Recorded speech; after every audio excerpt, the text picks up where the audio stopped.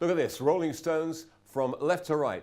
Mick Jagger, Keith Richards, Bill Wyman, the late Brian Jones and Charlie Watts. Taken in 1963 by Terry O'Neill at the Tin Pan Alley Club, round the back door. Great stuff. I mean, what the Beatles were in the north, the Rolling Stones were in the south. They became, enormous. And of course had a first hit single with Chuck Berry's Come On. And then the Beatles, Lennon McCartney, wrote the song for them, I Want to Be Your Man. So as opposed to this great rivalry the press tried to bring about, they were actually friends and appreciated one another. But the Rolling Stones were the rougher edge. The Beatles were the people that your parents liked. The Rolling Stones were people that your parents didn't like. And the headlines were always things like, would you let your daughter bring one home? Would you let your daughter marry a Rolling Stone?